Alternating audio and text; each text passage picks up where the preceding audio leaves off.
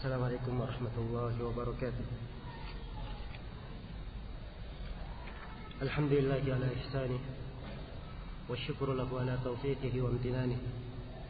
Asyhadu an la ilaha illallah wahdahu la syarika lah ta'ziman li sya'nih wa asyhadu anna Muhammadan abduhu wa rasuluh ad-da'i ila ridwanih sallallahu alaihi wa ala alihi wa sahbihi wa ikhwanihi amma ba'd.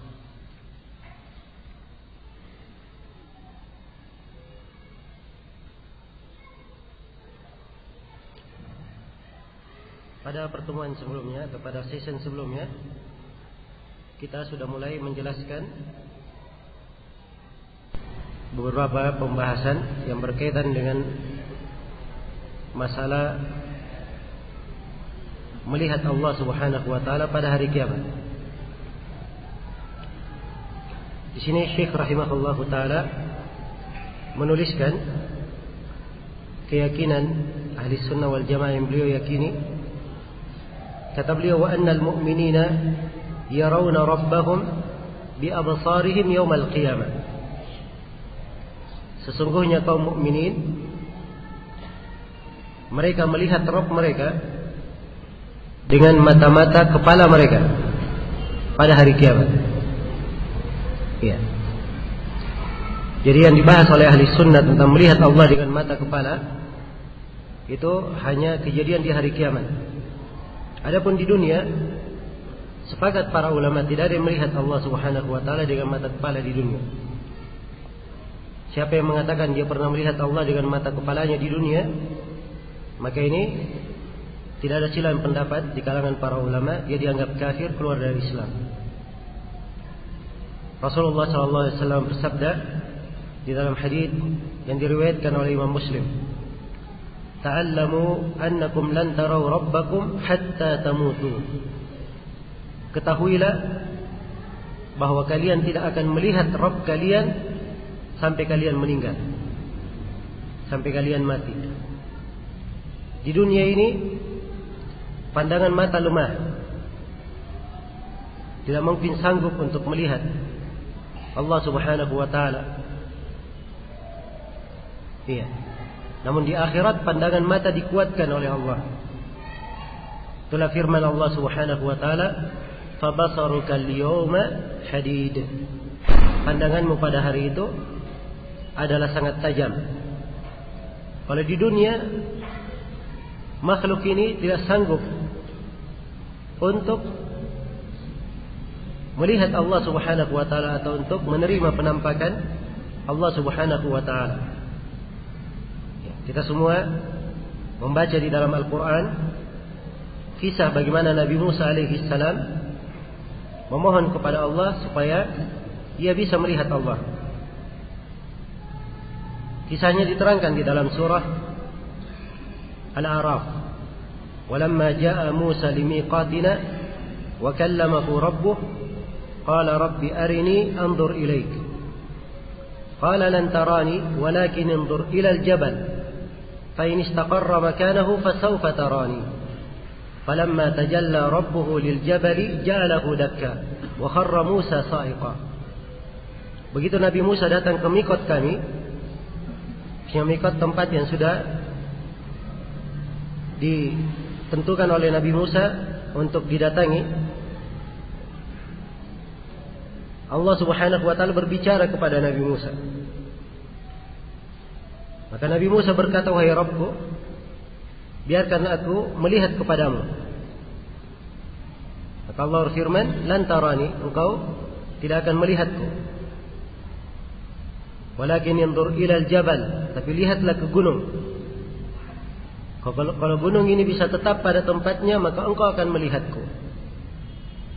Falamma tajalla rabbuhu lil jabali ja'alahu dakka. Begitu Rabbnya Allah Subhanahu wa taala menampakkan dirinya ke gunung, maka gunung ini pun hancur berkeping-keping. Wa kharra Musa sa'iqa, dan Nabi Musa tersungkur pingsan. Iya. Begitu Nabi Musa alaihi salam sadar, beliau pun bertobat, beristighfar kepada Allah akan permintaannya. Maka makhluk ini ya tidak akan mungkin melihat atau tidak akan sanggup untuk menerima penampakan Allah Subhanahu wa taala. Ya. Di dalam hadits Abu Sa'id Al-Khudri yang diriwayatkan oleh Imam Muslim, Rasulullah sallallahu alaihi wasallam bersabda, "Wa hijabuhu nur." Hijab Allah itu adalah cahaya. "Lau kasyafahu la ahraqat subuhatu wajhihi man taha ilaihi basaruhu min khalqihi." Hijab Allah adalah cahaya. Andai kata hijab Allah ini disingkap, maka keelokan, keindahan wajah Allah Subhanahu wa taala itu akan membakar apa yang dicakup oleh pandangan mata Allah Subhanahu wa taala. Ya, maksudnya kalau disingkap, seluruh makhluk ini akan terbakar oleh keindahan, keelokan dan cahaya wajah Allah Subhanahu wa taala. Iya. Maka ini dari dalil-dalil yang menetapkan bahwa di kehidupan dunia ini Allah Subhanahu wa taala tidak bisa dilihat. Tidak bisa dilihat dengan mata kepala. Ya, adapun melihat Allah di dalam mimpi, ini dibahas oleh para ulama bahwa melihat di dalam mimpi ya suatu hal yang mungkin. Ya, tidak ada dalil yang menafikan. Bahkan Rasulullah sallallahu alaihi wasallam bersabda, "Ra'aitu Rabbi fi ahsani surah." Aku melihat Rabbku di bentuk yang paling indah. Ini mimpi. Iya. Dan yang dibahas oleh Syekh di sini tentang melihat Allah Subhanahu wa taala pada hari kiamat. Melihat dengan pandangan mata, dengan kepala mata. Iya. Melihat dengan kepala mata. Kemudian yang perlu diperhatikan di sini, ya. Bahasa dari penulis melihat dengan mata kepala. Ya. Ini diterangkan di dalam Al-Quranul Karim dalam sebuah ayat. Ya. Dan ini ayat yang paling tegas di dalam Al-Quran yang menjelaskan bahwa orang-orang yang beriman akan melihat Allah dengan mata kepala mereka. Ayatnya berada di dalam surah Al-Ahzab. Allah Subhanahu wa taala berfirman, "Tahiyyatuhum yawma yalqawnahu salam." Tahiyat mereka, ya, kata sanjungan dan pujian yang mereka ucapkan tatkala mereka melihat Allah dengan mata kepala mereka, kata pujian mereka adalah salam. Ya, adalah salam, ucapan keselamatan. Ya, di sini dalam ayat yauma yalqawnahu. Ya. Saya definisikan sedikit ya, ini bahasa Arab. Yalqawnahu dari kata liqa. Liqa itu dalam bahasa Arab. Dan ini kaidah dalam menafsirkan Al-Quran. Kata liqa perjumpaan dengan Rabb, liqa Rabb di dalam ayat-ayat Al-Quran di beberapa tempat itu ditafsirkan dengan dua penafsiran oleh para ulama, ahli tafsir. Penafsiran yang pertama, liqa bermakna dia menghadap kepada Allah. Penafsiran yang kedua, liqa bermakna melihat kepada Allah Subhanahu wa taala. Ya, jadi seluruh ayat-ayat yang terdapat di dalamnya liqa, kata liqa, ya, maka itu bisa dimasukkan ke dalam ayat-ayat yang menjadi dalil bahwa Allah akan dilihat pada hari kiamat. Jelas ya? Seperti misalnya ayat di akhir surah Al-Kahfi, "Faman kana yarju liqa'a rabbih falyamal amalan salihan wa la yusyrik bi ibadati rabbih ahada." Barang siapa yang mengharap liqa dengan Rabbnya, maka hendaknya dia beramal salih dan jangan dia berbuat kesyirikan kepada siapapun bersama Allah. Jadi kata liqa di dalam ayat ini itu mungkin bermakna berjumpa dan mungkin bermakna melihat. Tapi khusus di surah Al-Ahzab di sini, kata liqa di sini tidak ada lain maknanya kecuali bermakna melihat dengan pandangan mata, dengan mata kepala. Karena ada kata tahiyat di dalam konteks ayat. Dan ini dalam bahasa Arab, kalau kata liqa berkumpul dengan kata tahiyat, ya, hal yang disepakati oleh ahli bahasa, liqa itu bermakna melihat dengan mata kepala. Ya. Dan ini kesepakatan di kalangan ahli bahasa disebutkan oleh Abu Ahmad As-Sa'lab, sebagaimana yang diriwayatkan oleh Ibnu Battah di dalam Al-Ibana. Iya. Maka ini ayat di surah Al-Ahzab ini dalil yang paling tegas menunjukkan bahwa Allah Subhanahu wa taala akan dilihat oleh kaum mukminin pada hari kiamat. Ya. Dilihat oleh kaum mukminin pada hari kiamat dengan mata kepala mereka. Ya. Dan sebagaimana yang telah diterangkan bahwa melihat Allah Subhanahu wa taala ini bagi orang-orang yang beriman itu adalah kenikmatan, adalah anugerah yang sangat besar. Bahkan dia adalah tambahan nikmat di dalam sorga. Tambahan nikmat di dalam sorga. Karena itu diterangkan oleh Syekh di sini, kama yarawna al-qamara lailatal badri la yudhammuna fi ru'yatihi. Sebagaimana mereka melihat bulan di malam purnama, ya, tidak terhalang di dalam melihatnya. Ya. Kaum mukminin dimudahkan melihat Allah. Sebagaimana misalnya kita di malam purnama, bulan itu sangat tampak dengan jelas, tidak ada yang menghalangi. Demikian pula seorang hamba melihat Rabbnya pada hari kiamat, sangat tampak jelas, tidak ada yang menghalanginya. Iya. Dan kata la yudhammuna di sini ada dua harakat, bisa dibaca yudhammuna, mimnya ditasydid dan bisa tidak ditasydid. Iya. Jadi kalau yudhammuna itu artinya tidak berdesak-desakan dalam melihatnya. Kalau yudhammuna artinya tidak terhalang, tidak tertirai. Ya, ada bacaan yang tanpa ditasydid itu lebih masyhur. Baik.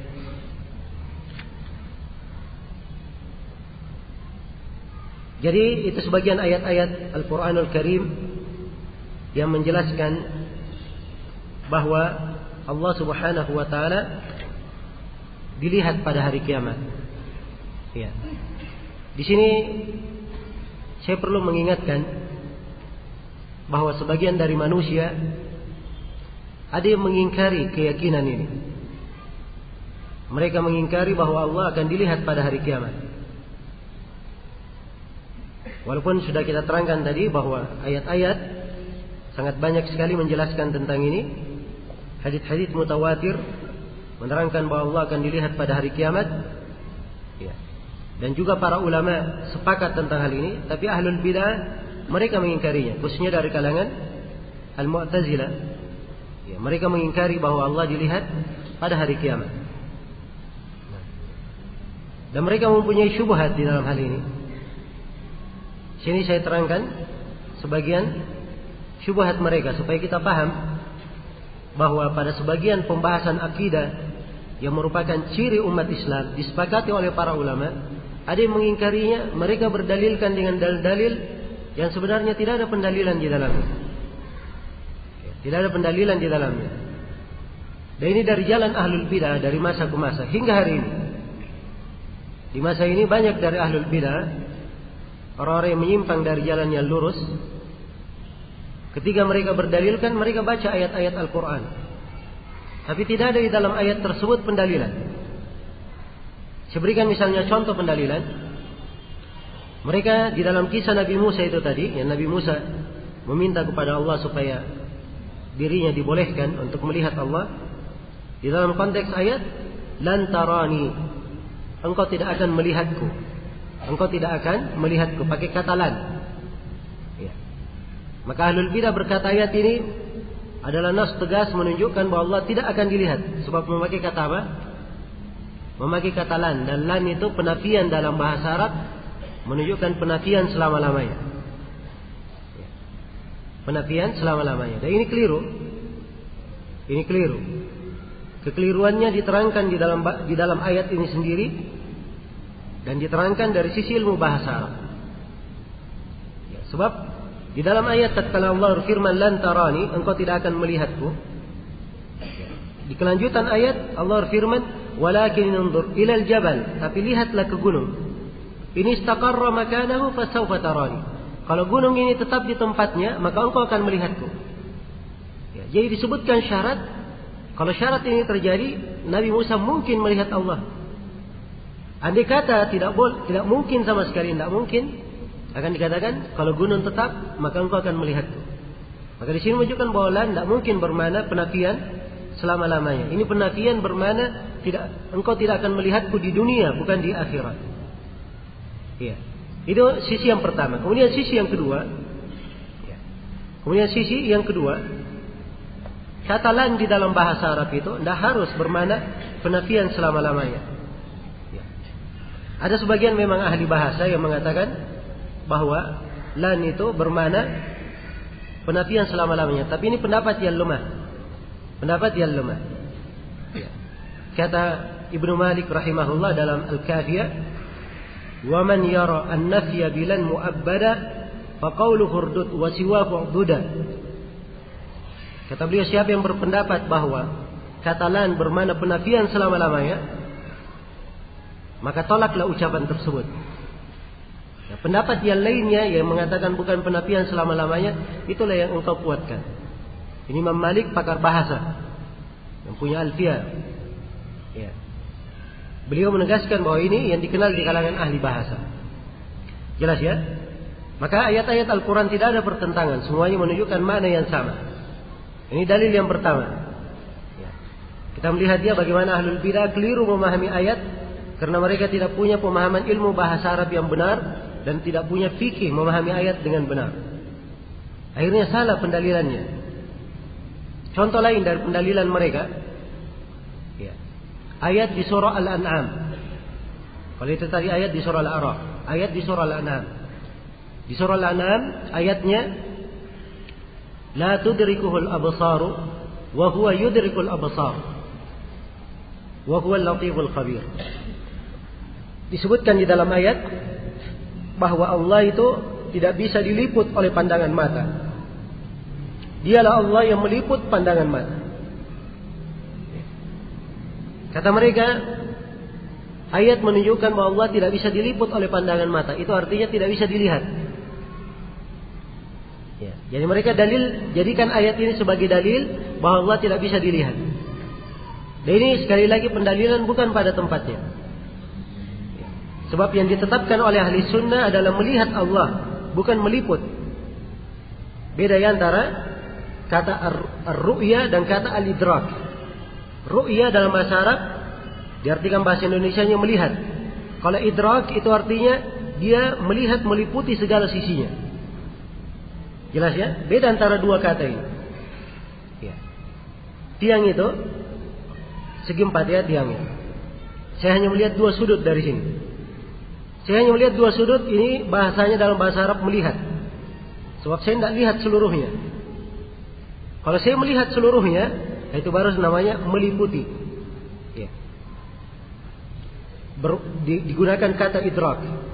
Yang dinafikan di dalam ayat adalah melihat dari keseluruhan. Itu yang dinafikan.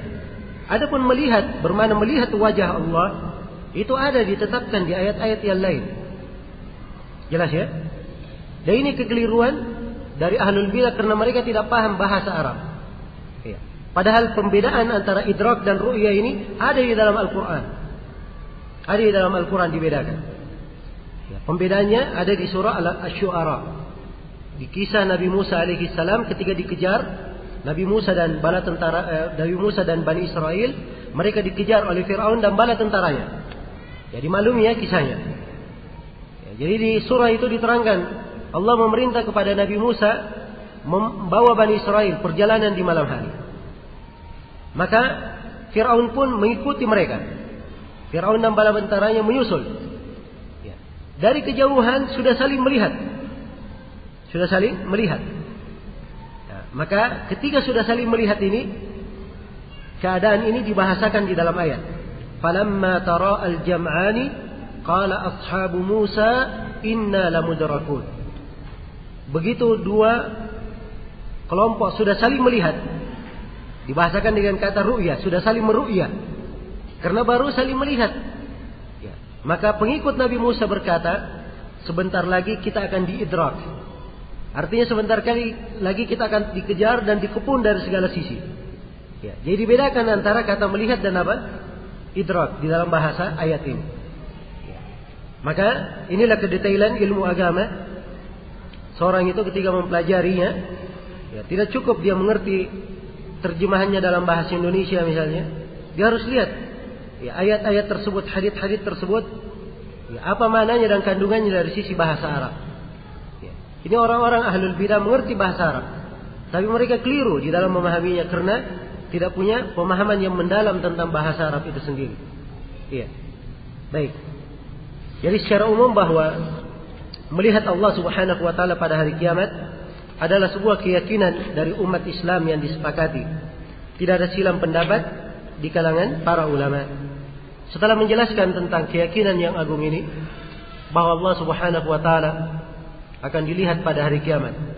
Dan ini subhanallah bagi seorang mukmin dan mukminah, apabila ia membacakan ayat-ayat Al-Quran dan hadits-hadits Rasulullah sallallahu alaihi wasallam bahwa Allah akan dilihat pada hari kiamat, dan melihat Allah itu adalah kenikmatan yang sangat besar bagi kaum mukminin, dan melihat Allah Subhanahu wa taala ini adalah keyakinan, maka dia meyakini keyakinan ini, dia berharap semoga ia digolongkan kelak di kemudian hari termasuk orang-orang yang dimuliakan oleh Allah Subhanahu wa taala, melihat wajahnya yang mulia, mendapatkan kehormatan untuk memperoleh kenikmatan dengan melihat wajah Allah Subhanahu wa taala.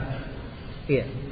Kemudian dalam pembahasan akidah berikutnya, kata Syekh rahimahullah, wa uminu bi anna an-nabiyya atau wa uminu bi anna nabiyyana Muhammadan sallallahu alaihi wasallam khatamun nabiyyin wal mursalin wa la yasihhu imanu 'abdin hatta yu'mina bi risalatihi wa yashhada bi nubuwwatihi.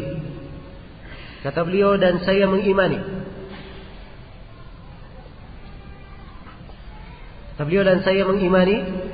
bahwa Nabi kita Nabi Muhammad sallallahu alaihi wasallam, beliau adalah penutup para nabi. Penutup para nabi dan penutup para rasul. Ya. Wala yasihhu imanu abdin, dan tidaklah syah keimanan seorang hamba hatta yu'mina bi risalatihi, hingga ia beriman terhadap kerasulan Nabi Muhammad sallallahu alaihi wasallam, wa yashhada bi nubuwwatihi, hingga dia mempersaksikan kenabian Nabi Muhammad sallallahu alaihi wasallam. Iya. Di sini Syekh menjelaskan keyakinan umat Islam bahwa Nabi kita Nabi Muhammad sallallahu alaihi wasallam itu adalah nabi yang terakhir, penutup para nabi dan penutup para rasul. Dan ini adalah sebuah kesepakatan di kalangan umat Islam, sebuah kesepakatan di kalangan umat Islam yang diterangkan di dalam Al-Quran dan diterangkan di dalam hadits yang mutawatir. Dari Al-Quranul Karim, Allah Subhanahu wa taala berfirman, "Walakin Rasulullah wa khataman nabiyyin."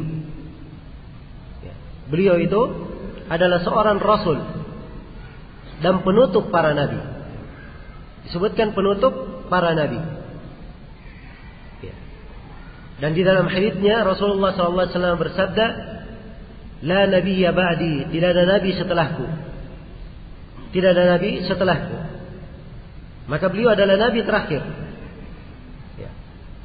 Repotnya ahlul bidah, mereka datang ke sini, mereka baca ayat khataman nabiyyin, mereka katakan, oh itu bukan penutup artinya, tapi cincin kenabian. Ya. Cincin kenabian. Dan ini dari kebiasaan ahlul bidah, kadang lafaz ayat mereka rubah, dan kadang makna ayat mereka palingkan. Ini mereka palingkan makna ayat. Penutup para nabi dipalingkan dengan mana apa? Cincin para nabi. Tidak ada seorang pun dari ahli tafsir yang menafsirkannya dengan cincin para nabi. Ya. Yang ada penafsirannya adalah penutup para nabi. Dan Nabi sendiri menggambarkan diri beliau seperti itu. Kata beliau, perumpamaan aku dengan para nabi sebelumku itu bagaikan bangunan yang dibangun, atau bagaikan seorang yang mengelilingi sebuah bangunan. Bangunan ini ia kelilingi, ia pun takjub melihat keindahan bangunan itu. Betapa indahnya, betapa eloknya. Tapi ternyata di sudut dari bangunan itu masih ada satu bata yang belum terpasang. Iya. Masih ada satu bata yang belum terpasang. Maka Nabi SAW bersabda, bata itu adalah aku. Ya. Aku adalah penutup para nabi.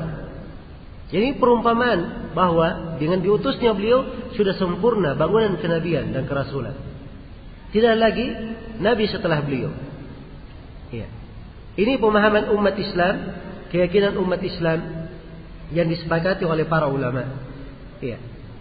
Karena itulah siapa yang mengatakan bahwa ada nabi setelah Nabi Muhammad SAW, ia tidak dianggap dari umat Islam ini.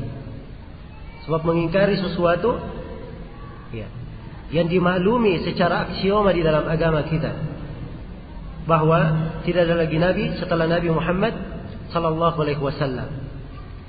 Nah, jadi beliau tekankan bahwa beliau adalah penutup para nabi dan para rasul. ولا يصح إيمان عبد حتى يؤمن برسالته ويشهد بنبوته.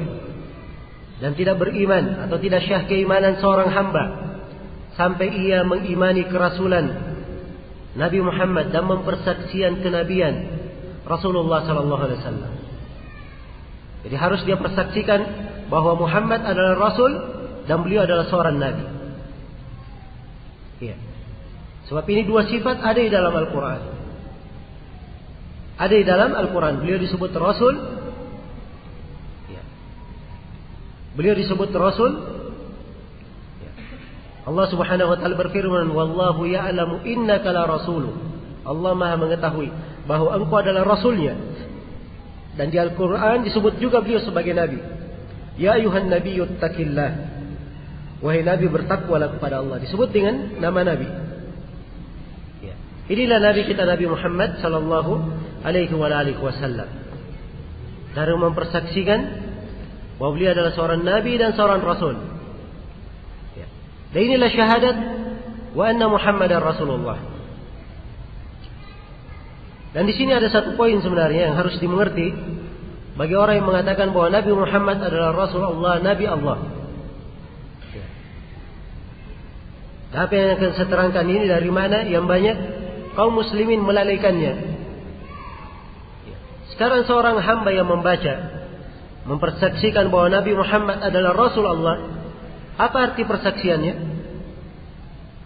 Apa konsekuensi dari persaksian dia? Mengatakan bahwa Nabi Muhammad adalah utusan Allah. Ini punya konsekuensi yang harus dia penuhi.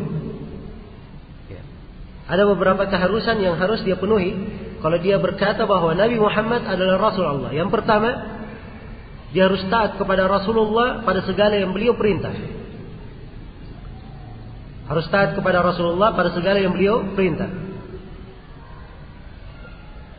Nah, ketaatan kepada beliau ini adalah hal yang ditekankan di dalam ayat-ayat Al-Quran. 33 tempat dalam Al-Quran. Perintah untuk taat kepada Rasulullah SAW. Dan Allah telah menjadikan ketaatan kepada Rasulnya sama halnya ketaatan kepadanya. Allah berfirman, "May yuti'ir rasul faqad ata'a Allah." Siapa yang taat kepada Rasul, maka sungguh dia telah taat kepada Allah. Iya. Jadi ini kewajiban yang pertama. Kewajiban yang kedua, bagi seorang mukmin dan mukminah yang berkata bahwa Nabi Muhammad adalah Rasul Allah, dia harus meninggalkan segala perkara yang dilarang oleh Rasulullah sallallahu alaihi wasallam. Iya. Allah berfirman, "Wa ma ataakumur rasulu fakhudhu wa ma nahakum anhu fadhahu."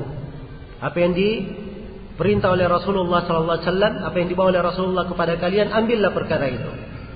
Dan apa yang dilarang oleh Rasulullah sallallahu alaihi wasallam, maka berhentilah kalian darinya, jauhilah. Iya. Dan di dalam hadis yang diriwayatkan oleh Imam Al-Bukhari, Rasulullah sallallahu alaihi wasallam bersabda, "Kullu ummati yadkhuluna al-jannata illa man aba." Setiap umatku masuk surga kecuali siapa yang enggan, siapa yang tidak mau. Maka para sahabat bertanya, "Ya Rasulullah, siapa yang tidak mau ini?" Maka Rasulullah menjawab, "Man ata'ani dakhala al-jannah wa man asani faqad aba." Siapa yang taat kepadaku dia masuk surga, dan siapa yang bermaksiat kepadaku maka sungguh dia telah enggan untuk masuk ke dalam surga. Kemudian konsekuensi yang ketiga bagi orang yang mengucapkan dan mempersaksikan Nabi Muhammad adalah Rasul Allah, dia wajib membenarkan Rasulullah pada segala berita yang beliau beritakan. Nabi memberitakan apa saja wajib dia percayai, wajib dia imani. Perkara yang bisa dia tangkap dengan akalnya atau perkara gaib, semuanya wajib dia terima, wajib dia percayai. Karena Rasulullah SAW tidak pernah berucap dari hawa nafsunya. Allah berfirman, "Wa ma yantiqu 'anil hawa in huwa illa wahyu yuha." Beliau tidak pernah berucap dari hawa nafsunya, yang beliau ucapkan adalah wahyu yang diwahyukan kepada beliau. Kemudian konsekuensi yang keempat, orang yang berkata bahwa Rasul Nabi Muhammad adalah Rasul Allah, dia wajib menjalankan agama ini di atas tuntunan Rasulullah sallallahu alaihi wasallam. Bahkan tidak boleh dia melakukan sebuah ibadah kecuali dibangun di atas tuntunan Rasulullah. Ya. Ini makna dia seorang mengakui bahwa Nabi Muhammad adalah Rasul Allah. Rasul Allah artinya perantara antara kita dan antara Allah. Kalau kita ingin beribadah, kita harus mengambil bagaimana bentuk peribadatan kepada Allah melalui perantara Rasulullah sallallahu alaihi wasallam. Karena itu tidak syah ada sebuah ibadah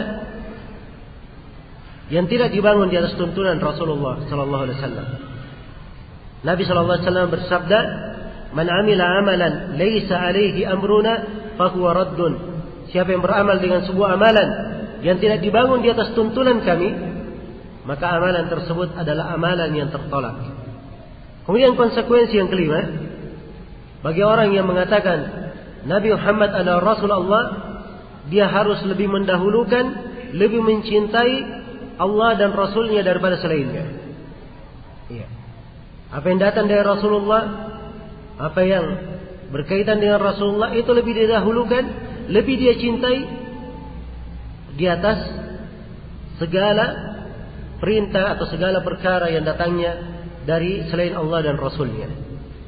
Iya. Maka ini dari konsekuensi yang harusnya selalu berada di dalam hati seorang hamba. Ya. Rasulullah sallallahu alaihi wasallam bersabda, "La yu'minu ahadukum hatta akuna ahabba ilaihi min walidihi wa waladihi wan nasi ajma'in." Tidak beriman salah seorang dari kalian sampai aku ini dia jadikan sebagai orang yang lebih dia cintai, lebih dia cintai dari ayahnya, dari anaknya, dan lebih dia cintai dari seluruh manusia. Ya. Baik, maka ini makna ketaatan kepada Rasulullah sallallahu alaihi wasallam atau makna syahadat, mengakui bahwa Nabi Muhammad adalah Rasul Allah, Nabi Allah Subhanahu wa taala. Kemudian dalam pembahasan berikutnya, Syekh rahimahullahu taala berkata, "Wa anna afdala ummatihi Abu Bakr as-Siddiq, thumma Umar al-Khattab, thumma Umar al-Faruq, thumma Uthman dzun Nuraini, thumma Ali al-Murtada, thumma baqiyatul ashara, thumma ahlu Badr, thumma ahlu asy-syajarah, ahlu bai'atir ridwan, thumma sairu sahabati, thumma sairu sahabati radhiyallahu anhum wa ardahum." Sekarang beliau masuk menguraikan keyakinan ahli sunnah wal jamaah berkaitan dengan para sahabat Rasulullah sallallahu alaihi wasallam. Iya. Penulis berkata, sebaik-baik umat ini adalah Abu Bakar as-Siddiq. Ini di urutan pertama, Abu Bakar as-Siddiq. Thumma Umar al-Faruq. Kemudian yang kedua adalah Umar bin Khattab yang digelari dengan nama Al-Faruq. Ya, sebab beliau membeda antara kebatilan, antara kebenaran dengan kebatilan. Kemudian yang ketiga, thumma Uthman dzun Nuraini. Ya. Kemudian Uthman dzun Nuraini. Kemudian Uthman dzun Nurain. Dzun Nurain artinya mempunyai dua cahaya. Sebab Uthman radhiyallahu taala anhu menikah dengan dua putri Rasulullah sallallahu alaihi wasallam. Beliau nikahi putri beliau yang pertama, kemudian meninggal. Lalu Utsman ibn Affan radhiyallahu taala anhu dinikahkan oleh Rasulullah dengan putrinya yang kedua. Karena itu beliau digelari Dzun Nurain. Tsumma Aliyun al-Murtada. Kemudian Ali yang diridai. Ya. Ali yang diridai, maksudnya yang murtada di sini dia diridai oleh Rasulullah sallallahu alaihi wasallam sebagaimana sahabat yang lainnya. Dan Nabi pernah berkata kepada Ali, "Atarda an takuna minni bi manzilati Harun min Musa illa annahu la nabiyya ba'di." Ya, Nabi berkata kepada Ali, "Wahai Ali, apakah engkau ridha kedudukanmu di sisiku seperti kedudukan Nabi Harun di sisi Nabi Musa? Hanya saja tidak ada nabi setelahku. Hanya saja tidak ada nabi setelahku." Jelasnya? Maka ini 4 sahabat Rasulullah yang paling utama secara berurut. Abu Bakar, kemudian Umar, kemudian Utsman, kemudian Ali bin Abi Thalib. Kemudian kata Syekh, "Tsumma baqiyatul asyarah." Kemudian 10 setelahnya. Ya, ada 10 orang sahabat, semuanya diberi kabar gembira masuk surga. 10 orang sahabat diberi kabar gembira masuk ke dalam surga. Iya. 10 orang sahabat ini, yang pertama, 4 yang pertama adalah Khulafa ar-Rasyidin. Abu Bakar, Umar, Utsman dan Ali bin Abi Thalib radhiyallahu anhum ajma'in. Ini 4 yang pertama. Kemudian Talha bin Ubaidillah, kemudian Az-Zubair ibn al-Awwam yang ke-6, yang ke-7 Sa'ad bin Abi Waqqas, yang ke-8 Abu Ubaidah ibn al-Jarrah, yang ke-5 Sa'id bin Zaid, yang ke-9 ya Sa'id bin Zaid, yang ke-10 Az-Zubair ibn al-Awwam. Az-Zubair ibn al-Awwam. Ini semuanya 10 orang sahabat Nabi sallallahu alaihi wasallam memberikan kabar gembira kepada mereka bahwa mereka ini dijamin masuk surga. Nah, mereka dijamin masuk surga. Iya. Kata beliau, "Tsumma ahlu Badrin." Kemudian mereka yang hadir di perang Badar. Kemudian mereka yang hadir di perang Badar. Ini perang Badar dihadiri oleh 300 lebih dari sahabat Rasulullah. Dan mereka ini semuanya dijamin dengan surga. Ya. Rasulullah bersabda, "I'malu ma syi'tum faqad." Taib, Allah berfirman dalam hadits qudsi kepada mereka, "I'malu ma syi'tum faqad ghafartu lakum." Kerjakanlah apa yang kalian lakukan, apa yang kalian inginkan, aku telah mengampuni kalian. Iya. Jadi ini ahlu Badar, mereka yang hadir di perang Badar. Tsumma ahlu syajarati, ahlu bai'atir ridwan. Kemudian berikutnya dari sahabat yang paling afdal adalah mereka yang hadir berbaiat di bawah pohon, disebut dengan nama bai'atur ridwan. Iya. Bai'atur ridwan.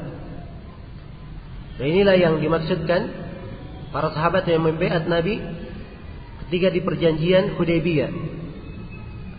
Dan mereka disebutkan di dalam Al-Quran, "Laqad radiyallahu 'anil mu'minina idh yubayyi'unaka tahta asy-syajarah, fa'alima ma fi qulubihim, fa'anzala as-sakinata 'alaihim." Sungguh Allah telah ridha terhadap kaum mukminin ketika mereka membaiat engkau di bawah pohon. Allah mengetahui apa yang ada di dalam hati mereka, maka Allah menurunkan ketenangan terhadap mereka. Maka ini keutamaan para sahabat yang membaiat Rasulullah sallallahu alaihi wasallam di bawah pohon. Kemudian kata beliau, "Tsumma sairus sahabati radhiyallahu anhum wa ardahum." Kemudian setelahnya adalah seluruh para sahabat yang lainnya, semoga Allah meridhai mereka semua, ya, dan menjadikan mereka sebagai orang-orang yang ridha. Semoga Allah ridha terhadap mereka semua dan Allah meridhai segala yang mereka lakukan. Nah, jadi di sini Syekh mulai menjelaskan tingkat keutamaan para sahabat. Yang dimaklumi bahwa para sahabat Rasulullah SAW semuanya adalah utama. Semuanya adalah utama. Karena siapa yang menjadi sahabat Nabi Sallallahu Alaihi Wasallam, mereka adalah manusia-manusia pilihan. Sebagaimana Rasulullah manusia pilihan menjadi nabi, demikian pula para sahabat, mereka terpilih untuk mendampingi Rasulullah sallallahu alaihi wasallam. Dan ini telah diterangkan di dalam sebuah hadis diriwayatkan oleh Imam Ahmad dari Ibnu Mas'ud bahwa Allah Subhanahu wa taala melihat ke hati hamba, maka diketemukan hati Nabi Muhammad yang paling baik. Maka dipilihlah beliau sebagai Rasul Allah. Kemudian Allah melihat kepada hati hamba, dilihat kepada hati para sahabat, hati mereka yang paling baik. Maka dipilihlah mereka untuk mendampingi Rasulullah sallallahu alaihi wasallam. Di dalam Al-Quran Allah memuji para sahabat dengan pujian umum untuk seluruh mereka. Tidak ada yang dibedakan. Tidak ada yang dibedakan. Semuanya dipuji dengan pujian umum. Ya. Di dalam Al-Quran. Dan Nabi juga memujinya dengan pujian umum. Kata beliau dalam hadits yang mutawatir, khairun nasi qarni, thumma alladhina yalunahum, thumma alladhina yalunahum. Sebaik-baik manusia adalah generasiku. Kemudian generasi setelahnya, kemudian generasi setelahnya. Ya, Rasulullah sallallahu alaihi wasallam adalah sebaik-baik manusia. Generasi beliau adalah sebaik-baik manusia, itulah generasi para sahabat. Dikatakan sebaik-baik manusia, dan ini berlaku umum untuk seluruh para sahabat.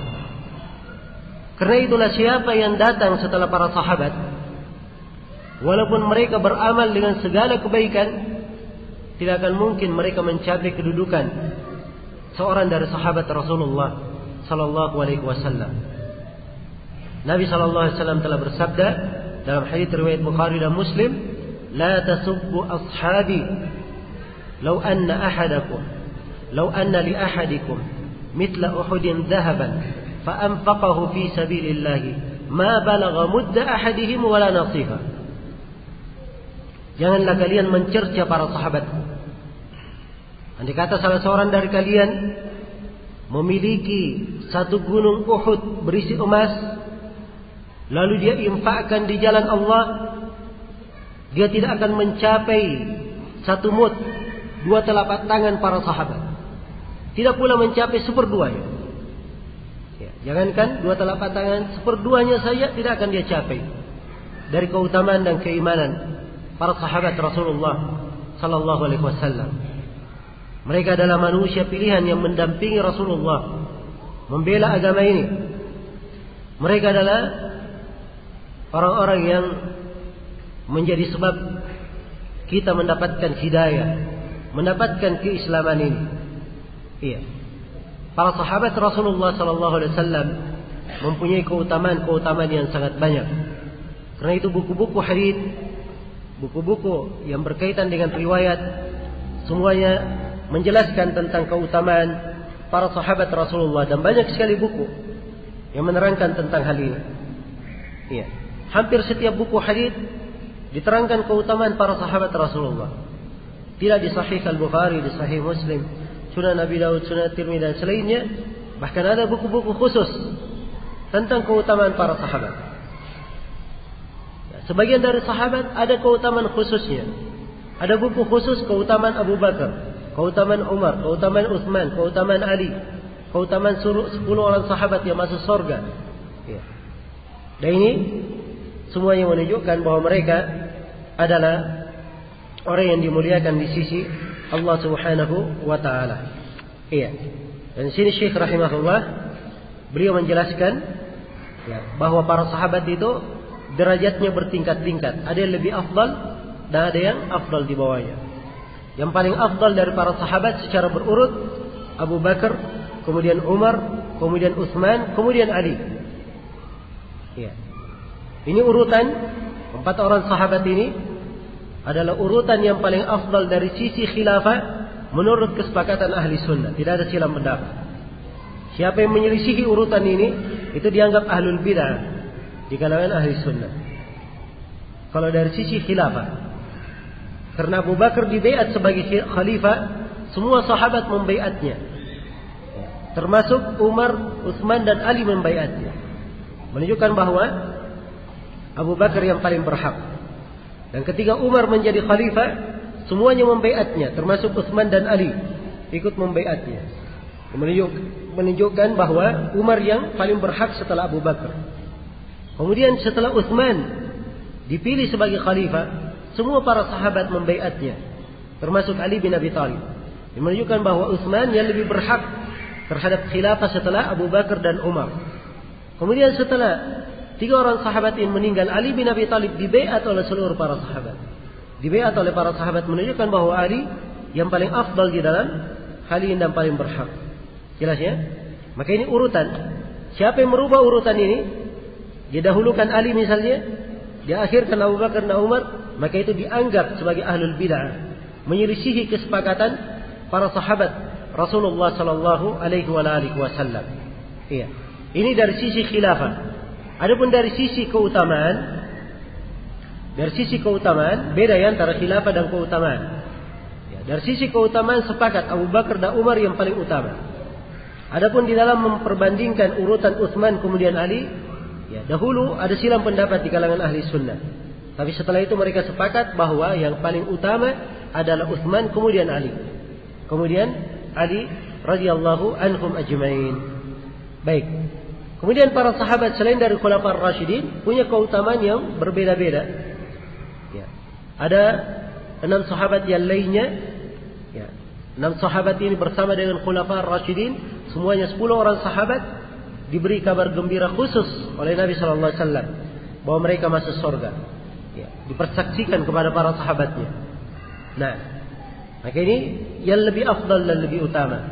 Kemudian yang hadir di perang Badar, itu yang utama setelahnya. Kemudian yang hadir di Bai'atul Ridwan, itu yang utama setelahnya. Kemudian seluruh para sahabat semuanya memiliki keutamaan.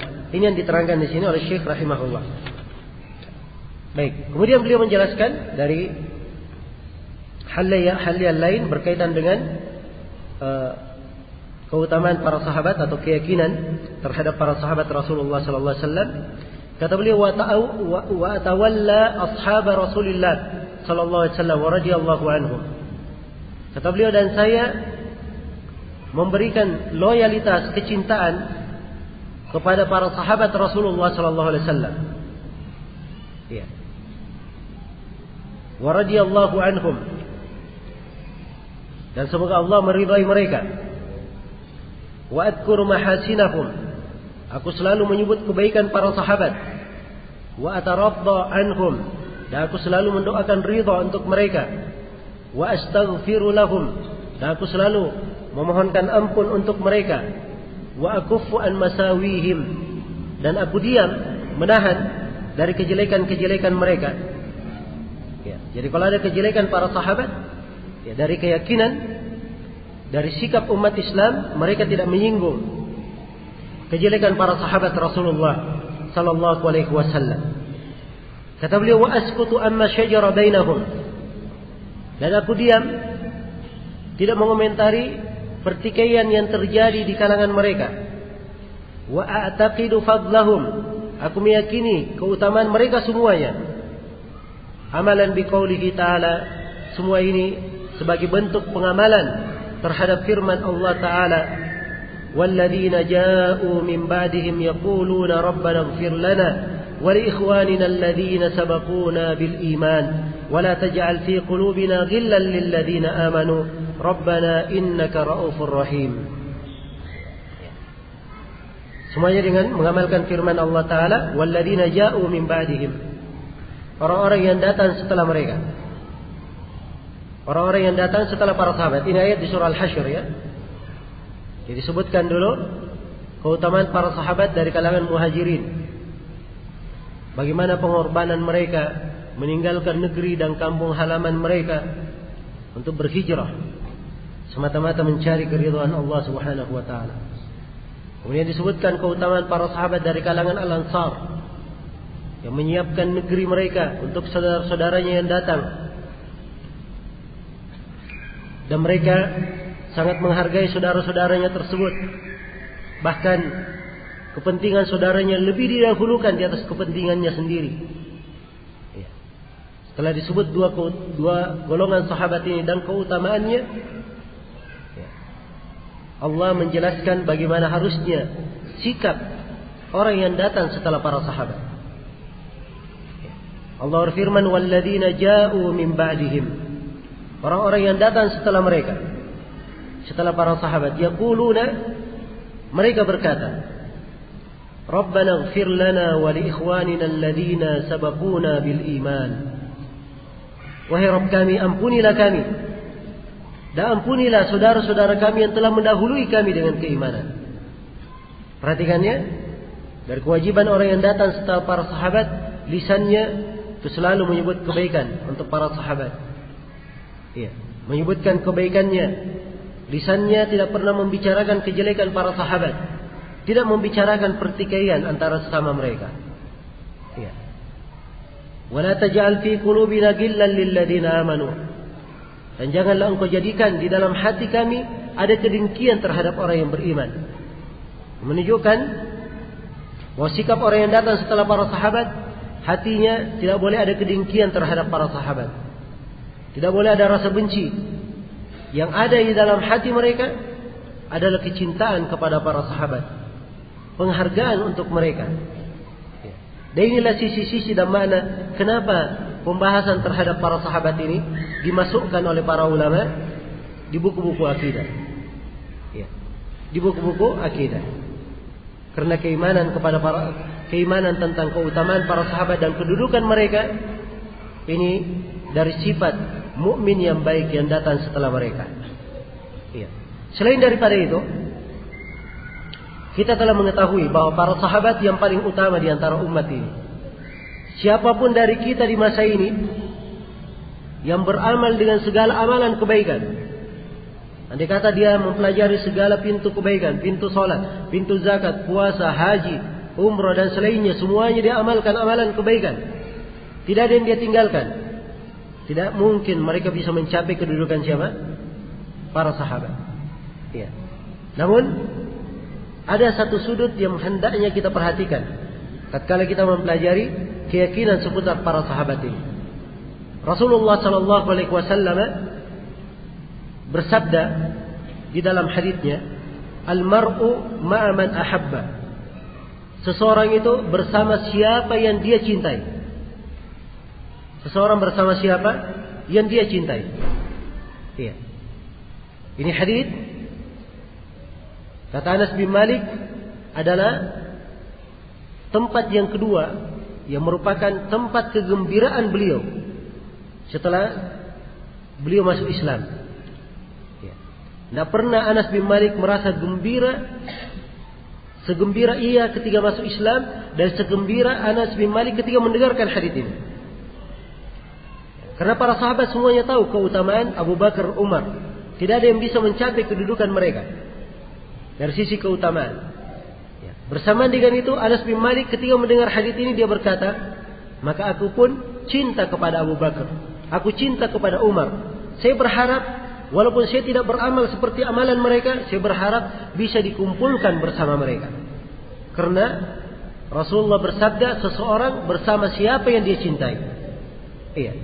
Maka kita tatkala cinta kepada para sahabat, diharapkan kita dikumpulkan kelak di kemudian hari bersama para sahabat Rasulullah sallallahu alaihi wasallam. Iya. Dan ini adalah sebuah nikmat yang sangat agung. Ya. Dan keyakinan ini tidak akan didapatkan oleh mereka yang menyimpang dari jalan yang lurus.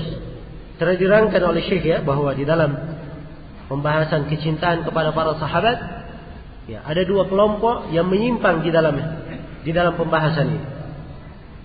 Yang pertama adalah kelompok Syiah Rafidhah. Ya, kelompok Syiah. Ya, kelompok Syiah ini mereka menganggap dirinya cinta kepada Ahlul Bait. Cinta kepada para imam Ahlul Bait. Ya. Dari sahabat yang mereka cintai cuma Ali bin Abi Thalib saja, Ali, Al-Hasan dan Al-Husain. 3 orang sahabat. Dan beberapa sahabat yang lain yang dianggap masih memberikan loyalitas kepada 3 orang sahabat. Seperti Salman Al-Farisi, Abu Dar, dan ya, beberapa sahabat lain. Ini saja yang dihargai oleh orang-orang Syiah Rafidhah. Selain dari sahabat ini mereka kafirkan para sahabat yang lain. Ya. Abu Bakar dan Umar bagi mereka itu adalah kafir, dua berhala, dua tagut. Dan orang-orang Syiah punya keyakinan sebelum terjadi hari kiamat, imam 12 mereka akan dibangkitkan.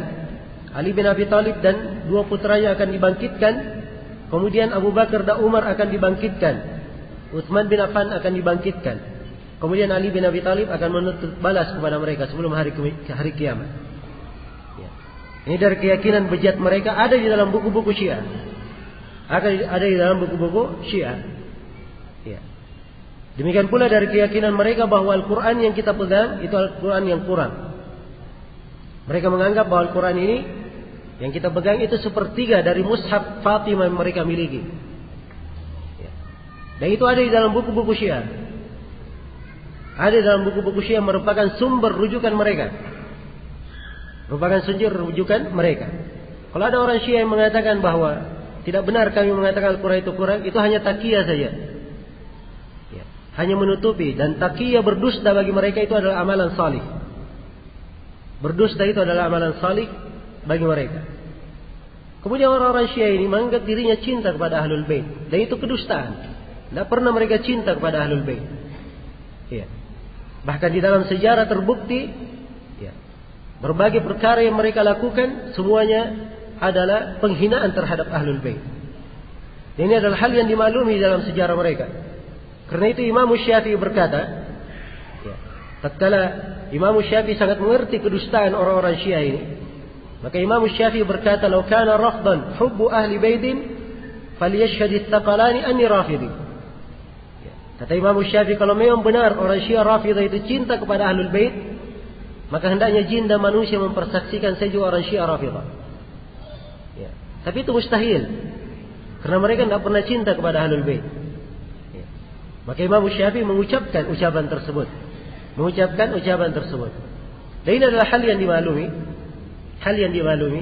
Cuma banyak dari manusia di masa ini tertipu dengan orang-orang Syiah. Ya. Mereka masuk dengan bahasa, dengan penampilan seakan-akan ingin mendekatkan sunnah dan Syiah. Ingin mendekatkan. Dan sudah ada dari ulama sunnah yang pernah ingin mendekatkan. Ya. Tapi orang-orang Syiah sendiri yang tidak bisa ketemu untuk hal tersebut. Ya.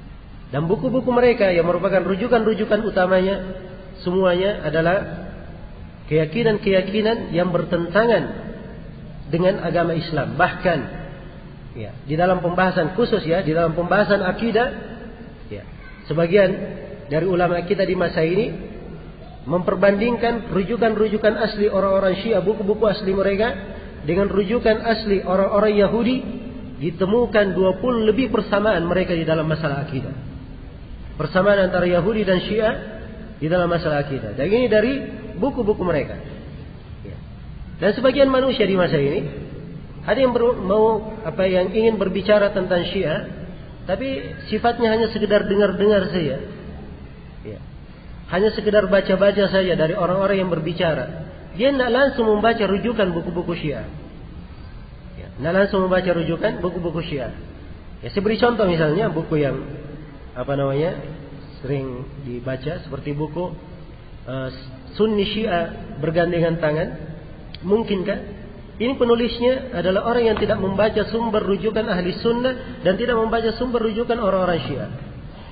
Ya. Bagaimana mungkin dia bisa memberikan perbandingan? Ya. Kelemahan dari sisi ilmiah sangat berat. Kelemahannya. Dia tidak membaca sumber rujukan buku-buku Syiah, hanya membaca dari guru-gurunya yang berada di Mesir yang memberikan penelitian. Ya. Sumber buku ahli sunnah saja dia tidak baca. Dia tidak baca Usul Sunnah, As-Sunnah karya Abdullah bin Ahmad, As-Sunnah karya Al-Khallal, As-Sunnah karya Ibnu Abi Asim dan selainnya. Dia tidak membacanya dari buku-buku yang merupakan sumber utama rujukan ahli sunnah. Bagaimana mungkin bisa mempersatukan?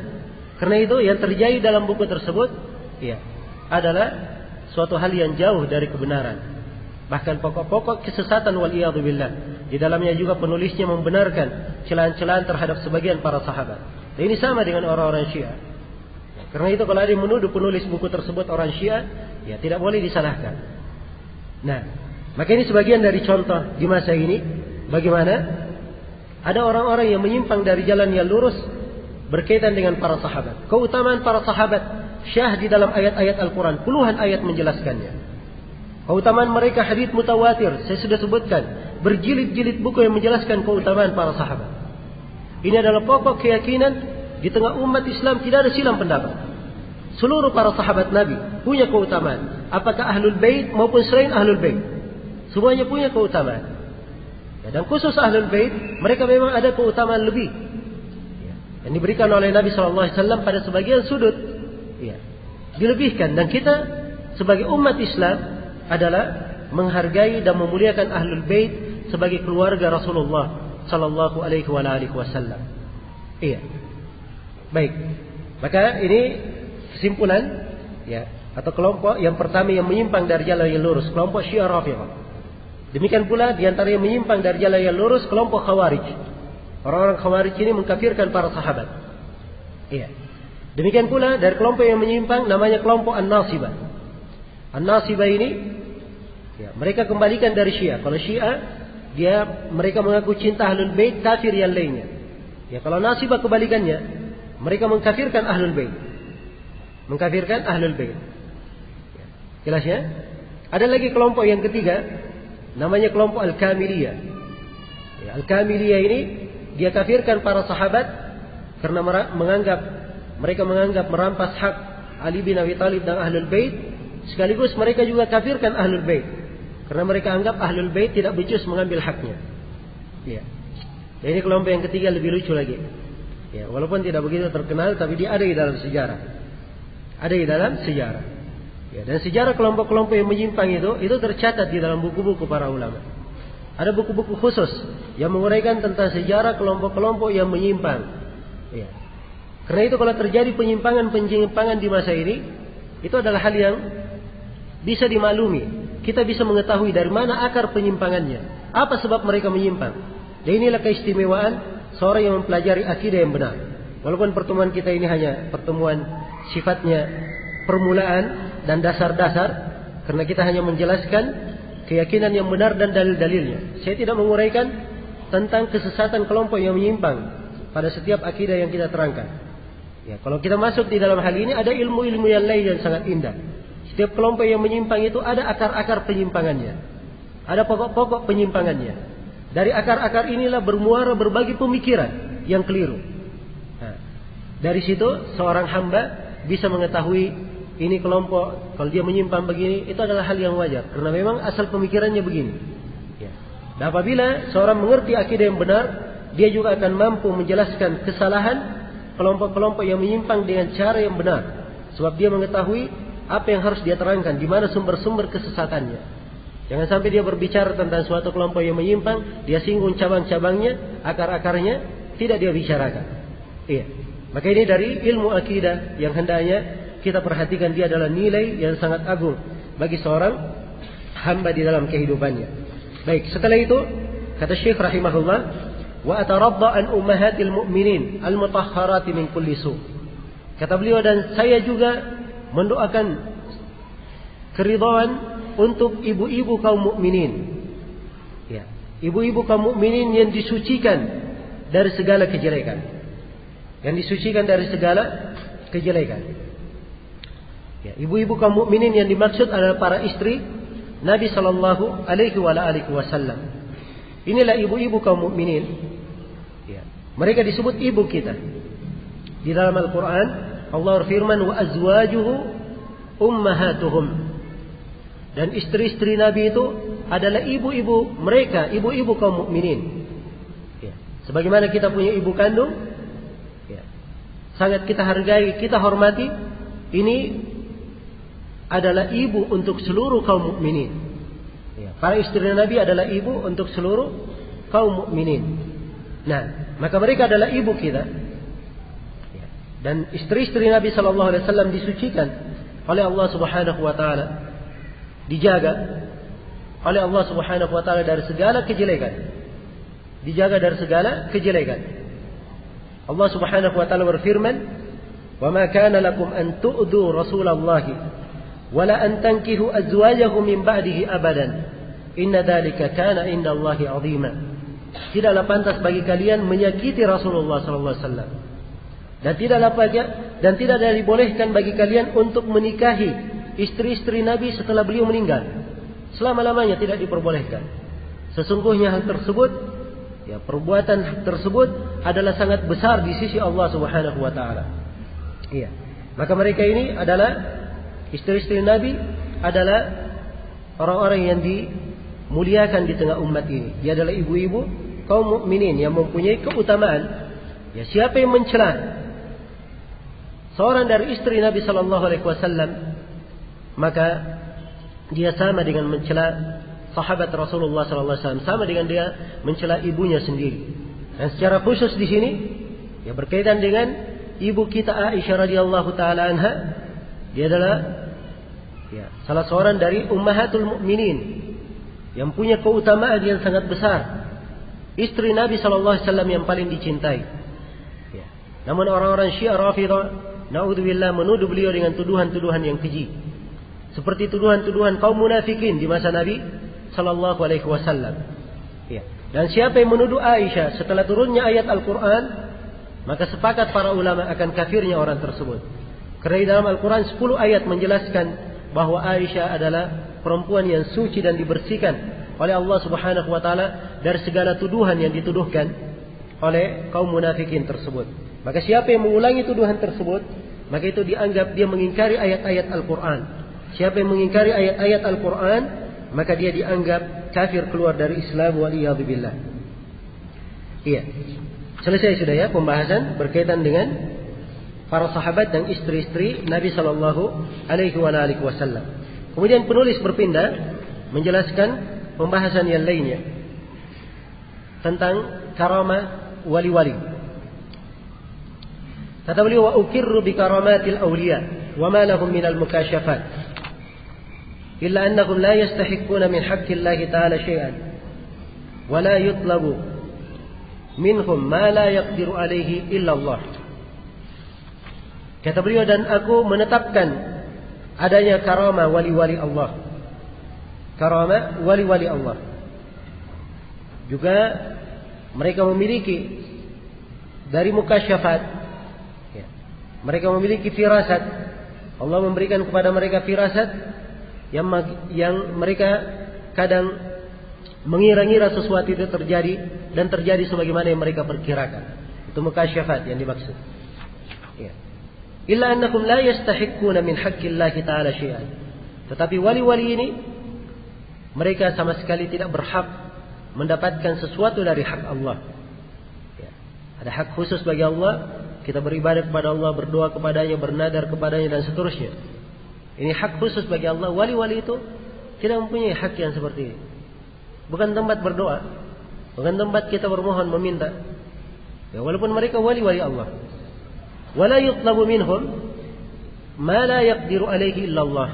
Tidak boleh meminta kepada mereka sesuatu yang sesuatu itu tidak ada yang mampu melakukannya kecuali Allah. Jadi kalau seorang minta kepada orang yang salih, orang yang dianggap wali, maka dia hanya minta sesuatu yang dia mampu melakukannya. Iya. Dia datang kepada orang salih misalnya minta didoakan, itu tidak ada masalah. Dia mampu melakukannya. Ini kalau orang salihnya masih hidup, ada di depannya. Tapi kalau orang salihnya sudah mati, dia minta doa kepadanya, itu namanya dia meminta kepada orang yang tidak punya kemampuan. Dia tidak mendengar dan tidak pula melihat, di luar kemampuannya. Ya, di luar kemampuannya. Maka di sini Syekh menjelaskan sikap pertengahan berkaitan dengan wali-wali Allah. Ahli sunnah berada di pertengahan. Ya. Berada di pertengahan dalam masalah karamat. Adapun orang-orang Mu'tazilah, ya, mereka mengingkari adanya karamah-karamah. Sama sekali. Mereka ingkari hal tersebut. Adapun orang-orang Sufi, mereka berlebihan dalam masalah karamah. Semuanya dianggap karamah. Ya, semuanya dianggap karamah pada guru-gurunya. Ya. Adapun ahli sunnah, mereka berada di pertengahan. Nah, Allah Subhanahu wa taala yang pertama di sini berkaitan dengan karamah para wali, kita harus mengetahui siapa wali itu. Siapa yang dimaksud dengan wali Allah Subhanahu wa taala? Wali Allah itu Allah terangkan sifatnya di dalam Al-Quran. Ya, Allah terangkan sifatnya di dalam Al-Quran. Ala inna awliya Allahi la khawfun alaihim wa la hum yahzanun. Ketahuilah bahwa wali-wali Allah itu Tidak ada kekhawatiran terhadap mereka. Dan mereka tidak pernah bersedih hati. Ini wali-wali Allah. Ya, disebutkan wali-wali Allah sedemikian rupa. Dan disebutkan keutamannya. Tidak ada kekhawatiran terhadap mereka. Dan mereka tidak bersedih hati. Kemudian Allah terangkan sifat wali-walinya. Alladzina amanu wa kanu yattaqun. Wali-wali Allah itu adalah orang yang beriman lagi bertakwa. Itu ukuran wali Allah. Dia beriman lagi apa? Lagi bertakwa. Ya. Jelas? Jadi wali Allah itu tidak terkait dengan nasab seseorang. Ya. Tidak terkait dengan nasab seseorang. Ya. Tidak berkaitan dengan dia anak kiai atau bukan. Ya. Tidak berkaitan dengan dia keturunan Nabi atau bukan. Wali-wali Allah itu kaitannya dengan keimanan dan ketakwaan. Juga wali-wali Allah itu ya, tidak berkaitan dengan masalah karamah, masalah keanehan-keanehan. Sebab karamah itu adalah bukti, adalah keutamaan, tapi bukan ukuran. Bukan ukuran. Ya. Jelas ya? Ini definisi wali.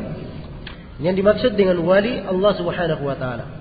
Maka siapa yang selalu menjaga dirinya di atas keimanan, selalu memelihara dirinya di atas ketakwaan, maka dia adalah wali Allah Subhanahu wa taala. Jelas? Ini yang dimaksudkan dengan wali-wali Allah. Bagaimana yang dimaksud dengan karamah? Karamah itu adalah keanehan. Hal yang terjadi di luar kebiasaan. Hal yang terjadi di luar kebiasaan. Itu disebut karamah. Ya. Sesuatu yang terjadi di luar kebiasaan, kalau terjadinya pada orang yang salih, pada orang yang beriman lagi bertakwa, maka itu disebut karamah namanya. Disebut karamah. Tapi kalau terjadi pada orang-orang yang tidak beriman dan bertakwa, ya, dilakukan oleh dukun-dukun, ya, oleh jin dan demit, atau dilakukan oleh orang yang meninggalkan sholat, ya, dilakukan oleh orang yang gemar bermaksiat, tiba-tiba ada keanehan yang muncul darinya, maka itu bukan karamah. Itu adalah dari perbuatan syaitan, bantuan syaitan dari mereka. Ya. Maka ini hal pokok yang hendaknya kita bedakan. Kita bedakan antara karamah para wali dan karamah apa? Karamah, ya. Kita bedakan antara karamah para wali dan karamah para, ya, pengikut syaitan itu. Ya. Bukan dikatakan karamah ya, kalau selain wali. Dikatakan karamah. Ya, karamah itu artinya kerugian. Ya. Ini kerugian. Kalau karamah adalah kemuliaan. Ya. Kemuliaan. Dan karamah ini ada di para wali. Nah, kalau pada Nabi disebut mu'jizat. Ya, disebut mu'jizat oleh sebagian para ulama. Walaupun nama paling afdalnya tidak disebut mu'jizat, tapi disebut ayat, tanda-tanda jelas. Itu bahasa-bahasa Al-Quran. Ya. Sebagian ulama dia menyebutnya mu'jizat karena tidak ada yang bisa mendatangkan yang semisal dengannya. Ya. Bagaimana pada Nabi kita Nabi Muhammad banyak sekali hal ini. Iya, banyak sekali hal tersebut. Ya. Beliau meletakkan tangannya pada makanan yang sedikit, makanan yang sedikit ini menjadi banyak. Beliau letakkan tangannya pada air yang sedikit ini beruduk darinya ratusan orang. Ya. Dan banyak lagi. Ya. Dari mukjizat Rasulullah sallallahu alaihi wasallam. Dari para wali juga begitu nampak, kelihatan pada mereka, walaupun bukan, ya, kelihatan pada mereka karamah. Jadi karamah itu datangnya dari orang yang salih, bukan nabi. Bukan nabi. Ya. Di antara contoh misalnya dari karamah, ya, para wali adalah apa yang terjadi pada Maryam, ibu Nabi Isa alaihi salam. Ya, Maryam bukan nabi. Ya. Dia adalah wali Allah Subhanahu wa taala. Allah muliakan Maryam. Kullama dakhala 'alaiha Zakaria wajada 'indaha rizqa. Tiap kali Nabi Zakaria menjumpai Maryam, ya, maka Nabi Zakaria menemukan di sisi Maryam itu sudah ada makanan, rezeki dari Allah. Ya, rezeki dari Allah. Tidak tahu dari mana. Nabi Zakaria tidak tahu dari mana datangnya. Ya. Maka Nabi Zakaria bertanya kepada Maryam, "Anna laki hada?" Dari mana engkau mendapatkan ini? Maka Maryam berkata, "Huwa min indillah." Dia datangnya dari sisi Allah. Inna Allaha yarzuqu may yasha'u bighairi hisab. Sungguhnya Allah memberikan rezeki kepada siapa yang Allah kehendaki tanpa ada hisab. Ya. Maryam ya, Ashabul Kahfi tidur selama berapa? 309 tahun.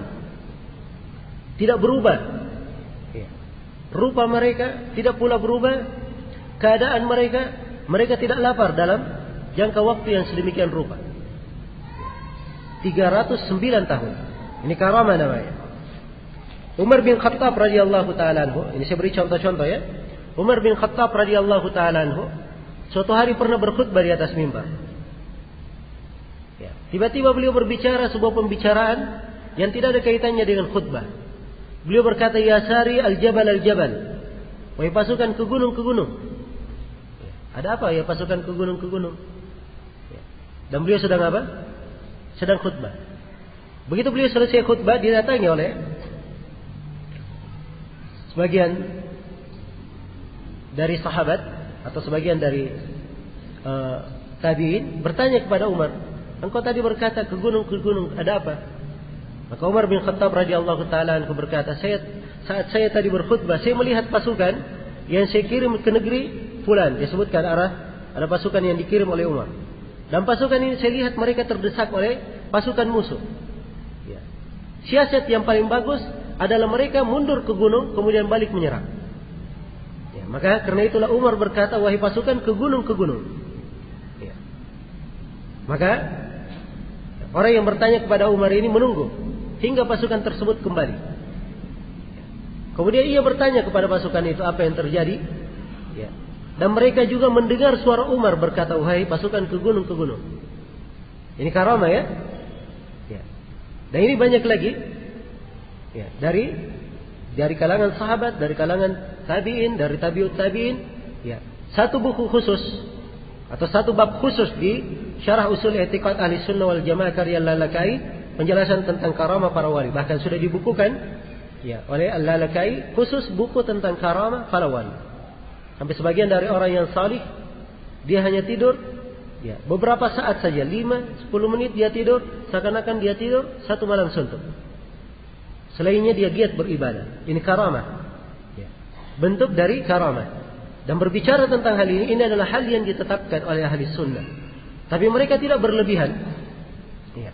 Tidak berlebihan. Orang yang memiliki karamah seperti ini, dia bukan orang yang diibadahi. Sama dengan hamba-hamba Allah yang lainnya. Sama dengan hamba-hamba Allah yang lainnya. Perlu kepada Allah. Ya. Juga bukan artinya diingkari karamah itu seperti kaum Mu'tazilah. Kaum Mu'tazilah. Namun yang perlu kita tekankan di sini berkaitan dengan masalah karamah para wali, bahwa tidak setiap orang yang mempunyai keanehan itu dianggap sebagai wali. Ya, sekarang ini subhanallah. Ya. Kalau ingin sesuatu yang dilihat yang aneh-anehnya dulu. Kalau sudah aneh, ini berarti wali ini. Dan ini keliru ya. Yang dilihat adalah keimanan dan ketakwaan. Itu menjadi ukuran. Karena itu ada yang menyampaikan kepada Imam Syafi'i. Ya, disampaikan kepada Imam Syafi'i. Mereka berkata, wahai Imam. Ya. Al-Layth bin Sa'ad berkata, kalau engkau melihat orang sholat di atas air, jangan kamu percaya dia. Sampai kamu cocokkan orang ini apakah dia dari Al-Quran dan Sunnah atau tidak. Kata Imam Asy-Syafi'i, kurang Al-Layth bin Sa'ad. Kurang. Ya. Kata beliau, kalau engkau lihat ada orang yang sholat di atas air, atau dia sholat di atas udara, ya, ditambah lagi karamahnya, atau dia sholat di atas udara, jangan kamu percaya dia, kata Imam Syafi'i. Sampai kamu cocokkan perkaranya, apakah dia sesuai dengan Al-Quran, As-Sunnah atau tidak. Itu menjadi ukuran. Jadi sekadar keanehan itu bukan hal yang membuat kita percaya padanya. Walaupun keanehannya dia dalam keadaan sholat. Ya, seperti sebagian orang ya, insya Allah pakai sorban, pakai ini. Tapi pemburu jin, hantu. Ya. Ya.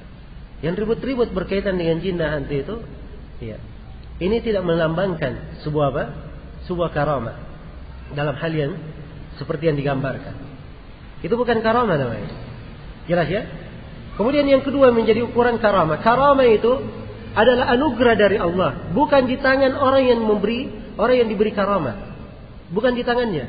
Bukan di tangannya karamah itu dia keluarkan kapan dia kehendaki. Dia berhenti kapan dia kehendaki. Jelas ya? Umar ketika melihat pasukan di gunung, itu tidak setiap saat, sekali saja. Itu karamah. Tapi sekarang Masya Allah karamahnya, ya kapan dia ingin sembuhkan, dia sembuhkan. Dia ingin ulangi, dia ulangi. Itu bukan karamah namanya. Itu yakin, bukan karamah. Sebab karamah sifatnya tidak seperti itu. Sifatnya tidak seperti itu.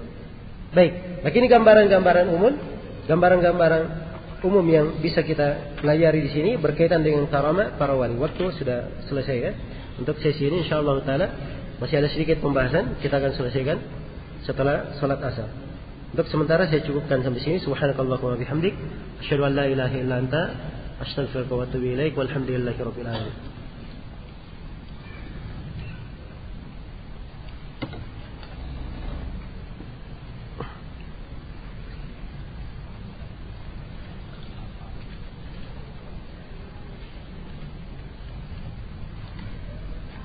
Alhamdulillahirabbil alamin. Selesai sudah sesi kedua pada hari kedua ini. Selanjutnya adalah salat asar berjamaah. Insyaallah sesi ketiga pada sore hari akan dilanjutkan pada asar sampai pukul 5 atau pukul 17 waktu Indonesia bagian barat, dan dilanjutkan dengan sesi tanya jawab. Jadi dihimbau bagi yang ingin bertanya segera menyiapkan pertanyaan di sebuah kertas dan dikumpulkan kepada panitia di depan di mimbar.